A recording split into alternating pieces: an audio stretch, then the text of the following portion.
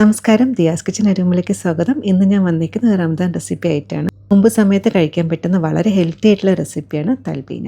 ഇത് പാലും ബാർലിയാണ് മെയിനായിട്ടുള്ള ഇൻഗ്രീഡിയൻറ്റ്. എങ്ങനെ ഉണ്ടാക്കാൻ കണ്ടു നോക്കാം. തൽബീന തയ്യാറാക്കാനായിട്ട് മെയിനായിട്ട് ആവശ്യമുള്ള കാര്യങ്ങൾ ബാർലിയും പാലുമാണ്. പിന്നെ മധുരത്തിന് വേണ്ടിയിട്ട് കുറച്ച് ഡേറ്റ്സും അതുപോലെ തന്നെ ഹണി, തേനും കൂടി നമുക്ക് ചേർക്കാം. ഡേറ്റ്സ് ഇതുപോലെ ചെറുതായിട്ടൊന്ന് കട്ട് ചെയ്തെടുത്തിട്ടുണ്ട്. പിന്നെ നട്ട്സ് ഓപ്ഷനിലാണ്. ഞാനിവിടെ കുറച്ച് പംകിൻ സീഡ്സ്, ബദാം, വാൾനട്ട്. അപ്പം നട്ട്സ് ചേർത്താൽ കുറച്ചുകൂടി ടേസ്റ്റി ആയിരിക്കും. നട്ട്സൊക്കെ ഇതുപോലെ ചെറുതായിട്ടൊന്ന് കട്ട് ചെയ്തെടുത്ത് വയ്ക്കുക.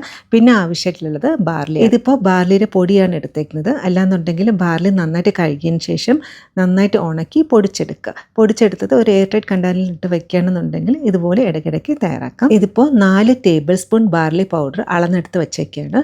അതായത് 1 കപ്പ് പാലിന് 1 ടേബിൾ സ്പൂൺ ബാർലി പൗഡറാണ് കണക്ക്. ഇതിപ്പോൾ ഒരു 4 പേർക്ക്, 3 മുതൽ 4 പേർക്ക് കഴിക്കാൻ പാകത്തിനുള്ള അളവാണ് തയ്യാറാക്കുന്നത്. ഇനി അടുത്തതായിട്ട് ഒരു സോസ് പാനിലോട്ട് 4 കപ്പ് പാല് ചേർക്കാം. ഞാനിപ്പോൾ ലോ ഫാറ്റ് പാലായതുകൊണ്ടാണ് 4 കപ്പ് പാല് ചേർക്കുന്നത്. ഇനി ഫുൾ ഫാറ്റ് പാലാണ് ചേർക്കുന്നുണ്ടെങ്കിൽ പകുതി പാലും പകുതി വെള്ളവും, അല്ലാന്നുണ്ടെങ്കിൽ 3 കപ്പ് പാലും 1 കപ്പ് വെള്ളവും കൂടെ ചേർത്തിട്ടൊന്ന് ഒഴിച്ചു കൊടുക്കുക. Total 4 cup പാലെടുക്കുക. 1/2 കപ്പ് പാല് ഒന്ന് മാറ്റി വയ്ക്കാം. മാറ്റി വെച്ചേക്കുന്ന പാല് അളന്ന് വെച്ചേക്കുന്ന ബാർലി പൊടിയിലോട്ട് ഒഴിച്ചിട്ട് നന്നായിട്ടൊന്ന് മിക്സാക്കി എടുക്കുക. ഒട്ടും കട്ടയൊന്നുമില്ലാതെ നല്ല സ്മൂത്ത് ബാറ്ററാക്കി എടുക്കുക. കാരണം നമ്മളിത് ചൂട് പാടിലോട്ടാണ് ഒഴിച്ചെടുക്കുന്നത്. അതുകൊണ്ട് തന്നെ കുറച്ചും കൂടി ഈസി ആയിരിക്കും. അല്ലാന്നുണ്ടെങ്കിൽ നമ്മൾ ചൂട് പാടിലോട്ട് ഈ ഒരു ബാർലി പൗഡർ ചേർക്കുകയാണെന്നുണ്ടെങ്കിൽ പെട്ടെന്ന് തന്നെ കട്ട പിടിക്കാനും ചാൻസ് ഉണ്ട്. അത് മിക്സ് ആക്കാനായിട്ട് കുറച്ച് ബുദ്ധിമുട്ടായിരിക്കും. അപ്പോൾ ബാക്കി പാലും കൂടി ചേർത്തിട്ട് നന്നായിട്ടൊന്ന് മിക്സാക്കി എടുക്കുന്നുണ്ട്.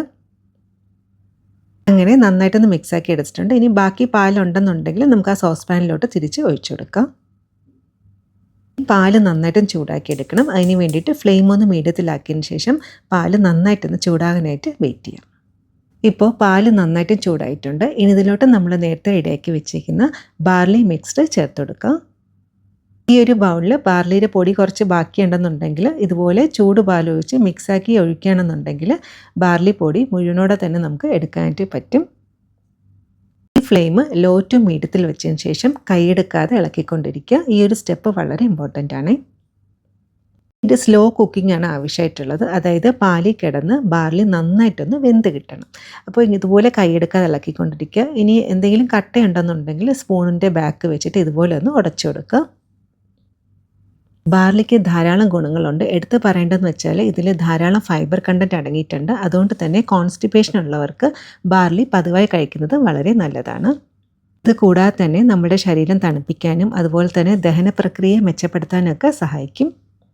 വൃക്കയുടെ ആരോഗ്യത്തിനും ഇത് നല്ലതാണ്. ഇത് കുറഞ്ഞത് ഒരു 15 മിനിറ്റെങ്കിലും ഇങ്ങനെ കൈയെടുക്കാതെ ഇളക്കിക്കൊണ്ടിരിക്കുക. അപ്പോൾ ഇത് ചെറുതായിട്ടൊന്ന് കുറുകി വരും. അതാണ് ഒരു കൺസിസ്റ്റൻസി എന്നുള്ളത്. ഉപ്പും പഞ്ചസാരയൊന്നും ചേർക്കാറില്ല. എങ്കിൽ പോലും ഇതിനൊരു പ്രത്യേക ഒരു സ്വാദാണ്. കാരണം പാലിലല്ലേ ഈ ബാർലി പൊടി വേവിച്ചെടുക്കുന്നത്. അതുകൊണ്ട് തന്നെ ഒരു പ്രത്യേക ഒരു സ്വാദാട്ടോ ഇത് കുടിക്കാനായിട്ട്. ബാർലി പൊടി ചൂട് പാലിൽ ചേർത്തിട്ട് ഇപ്പോൾ ഒരു 6 മുതൽ 7 മിനിറ്റ് ആയിട്ടുണ്ട്. ഇനി ഒരു ഫ്ലേവറിന് വേണ്ടിയിട്ട് ഒരു ഏലം ചതച്ചും കൂടി ചേർത്ത് കൊടുക്കുക. എന്നിട്ട് മധുരത്തിന് വേണ്ടിയിട്ട് കുറച്ച് ഡേറ്റ്സ്, അതായത് ഈന്തപ്പഴമാണ് ചേർക്കുന്നത്. കുറച്ച് ഈന്തപ്പഴം ഇതുപോലെ ചെറുതായിട്ട് കട്ട് ചെയ്തത് ചേർത്ത് കൊടുക്കുക. ഇപ്പോൾ ഒരു പകുതി വേവ് ആയിട്ടേ ഉള്ളൂ. ഇനി കുറച്ചും കൂടി വേവിച്ചെടുക്കണം. അതായത് ഒരു 8 മിനിറ്റും കൂടി വേവിച്ചെടുക്കണം. ടോട്ടൽ ഒരു 15 മിനിറ്റ് ഇതുപോലെ കൈയെടുക്കാതെ ഒന്ന് കുറുക്കിയെടുക്കണേ. ഈ സമയത്ത് ഡേറ്റ്സ് ചേർക്കുന്നതുകൊണ്ട് തന്നെ ആ ചൂട് പാലിൽ കിടന്നതിന് ഡേറ്റ്സ് കുറച്ചും കൂടി ഒന്ന് സോഫ്റ്റായിട്ട് കിട്ടുകയും ചെയ്യും. ഇത് കുടിക്കുമ്പോൾ ഇടയ്ക്ക് ആ ഒരു ഡേറ്റ്സും കൂടി കടിക്കാനായിട്ട് കിട്ടും. മാനസികാരോഗ്യത്തിനും വളരെ നല്ലതാണ്. അതായത് സ്ട്രെസ്സ് അതുപോലെ തന്നെ ഡിപ്രഷൻ ഉള്ളവർക്കൊക്കെ ഇത് കഴിക്കുന്നതും വളരെ നല്ലതാണ്. അപ്പോൾ ഇതുപോലെ കൈയെടുക്കാതെ ഇങ്ങനെ ഇളക്കിക്കൊണ്ടിരിക്കുക. മിക്സാക്കാൻ തുടങ്ങിയിട്ട് ഇപ്പോൾ ഒരു 12 മിനിറ്റ് ആയിട്ടുണ്ട്. ഇപ്പം മുന്നത്തെക്കാട്ടിലും കുറച്ചുകൂടി ഒന്ന് കുറുകി തുടങ്ങിയിട്ടുണ്ട്. ഈ ഒരു സമയത്ത് നമുക്ക് എടുത്ത് വെച്ചിരിക്കുന്ന നട്ട്സ് ചേർത്തെടുക്കാം. ഞാനിവിടെ കുറച്ച് ബദാം, അതുപോലെ തന്നെ വാൾനട്ട്സ്, പംകിൻ സീഡ്സ് ഇത്രയാണ് എടുത്തേക്കുന്നത്. കൂടാതെ തന്നെ കാഷ്യൂ നട്ട്, അണ്ടിപ്പരിപ്പ് ഉണ്ടെങ്കിൽ അത് വേണമെങ്കിലും ചേർക്കാം. അപ്പോൾ ഇത് നട്ട്സ് ചേർക്കണം നിർബന്ധമില്ല, ഉണ്ടെങ്കിൽ മാത്രം ചേർത്താൽ മതിയാകും. ബാക്കി കുറച്ച് ഗാർണിഷ് ചെയ്യാൻ വേണ്ടിയിട്ട് മാറ്റി വെച്ചിട്ടുണ്ട്. ഇനി ഇതെല്ലാം കൂടി നന്നായിട്ടൊന്ന് മിക്സാക്കി എടുക്കുക. അതായത് നട്ട്സ് ചേർക്കുന്നത് ലാസ്റ്റ് സ്റ്റേജിലായിരിക്കണം നട്ട്സ് ചേർക്കാനായിട്ടുള്ളത്. അത് ചൂടി കിടന്ന് തന്നെ നട്ട്സും കൂടി ചെറുതായിട്ടൊന്ന് സോഫ്റ്റായിട്ട് കിട്ടും. അപ്പോൾ നമ്മൾ ഇടയ്ക്ക് ഇങ്ങനെ കുടിക്കുമ്പോൾ ആ ഒരു നട്ട്സും ആ ഡേറ്റ്സും കുടിക്കൊന്ന് കഴിക്കാനായിട്ട് കിട്ടുകയും ചെയ്യും. പിന്നെ ഇതിൽ വേണമെന്നുണ്ടെങ്കിൽ കുറച്ചും കൂടി ഒരു ഫ്ലേവറിന് വേണ്ടിയിട്ട് സിന്നമൺ സ്റ്റിക്ക് ഉണ്ടല്ലോ, അത് വേണമെങ്കിൽ ചേർക്കാം. അല്ലാന്നുണ്ടെങ്കിൽ സിന്നമൺ പൗഡർ ചേർക്കുകയാണെങ്കിൽ ലാസ്റ്റ് ചേർക്കാം. ഇതൊക്കെ ഓപ്ഷനിലാണ് കേട്ടോ. അപ്പോൾ ഇതൊക്കെ വേണമെങ്കിൽ മാത്രം ചേർത്താൽ മതിയാകും. ഇത് തയ്യാറാക്കുമ്പോൾ മെയിനായിട്ട് ശ്രദ്ധിക്കേണ്ട ഒരു കാര്യം എന്ന് വെച്ചാൽ 1 കപ്പ് പാലിന് 1 ടേബിൾ സ്പൂൺ ബാർലി പൗഡർ തന്നെ എടുക്കണം കേട്ടോ. അല്ലാന്നുണ്ടെങ്കിൽ ആ കറക്റ്റ് ടെക്സ്റ്റ് കിട്ടത്തുമില്ല, ഇതുപോലെ നന്നായിട്ടൊന്ന് കുറുകി കിട്ടത്തുമില്ല. അത് പ്രത്യേകം ശ്രദ്ധിക്കും. ഇപ്പോൾ നമുക്ക് ചെറിയ ബബിൾസൊക്കെ വന്ന് ഈ ഒരു സ്റ്റേജ് എത്തണം. അതായത് ഇപ്പോൾ എനിക്ക് എടുത്ത സമയം എന്നുള്ളത് ഒരു 15 മുതൽ ഒരു 17 മിനിറ്റ് എടുത്തിട്ടുണ്ട്. അപ്പോൾ തീരെ ലോ ആക്കി വെക്കരുത്, ലോയിൻ്റെയും മീഡിയത്തിലും ഇടയ്ക്കാണ് ഫ്ലെയിം വെച്ചിട്ട് ഇതുപോലെ ഒന്ന് കുറുക്കിയെടുക്കാനായിട്ടുള്ളത്. അപ്പോൾ ഈ ഒരു കൺസിസ്റ്റൻസിയിൽ തന്നെ ഗ്യാസ് ഓഫ് ആക്കണം. ഇത് ചെറുതായിട്ട് തണുക്കുമ്പോൾ കുറച്ചും കൂടി ഒന്ന് കുറുകി കിട്ടും. അപ്പോൾ ഞാനത് കാണിച്ചു തരാം കേട്ടോ. അപ്പം ഇത് മതിയാകും. ഇനി ഫ്ലെയിം ഓഫ് ആക്കുക. ഇനി ചെറുതായിട്ട് തണുത്തതിന് ശേഷം ഒരു സെർവിങ് ബൗളിലോട്ട് മാറ്റാം. ഇതിൻ്റെ ചൂട് ചെറുതായിട്ട് മാറിയിട്ടുണ്ട്. നോക്കൂ, നല്ല കുറുകി കിട്ടിയിട്ടുണ്ട്. ഇനി ഒരു സെർവിങ് ബൗളിലോട്ട് മാറ്റാം. പെട്ടെന്ന് ചൂട് പോകുമ്പോൾ ഈ ഒരു കൺസിസ്റ്റൻസി ആയിരിക്കും കിട്ടുക. അതുകൊണ്ട് തന്നെ നമ്മൾ ചെറുതായിട്ട് ബബിൾസ് വന്ന് തുടങ്ങുമ്പോൾ തന്നെ ഫ്ലെയിം ഓഫ് ആക്കുക.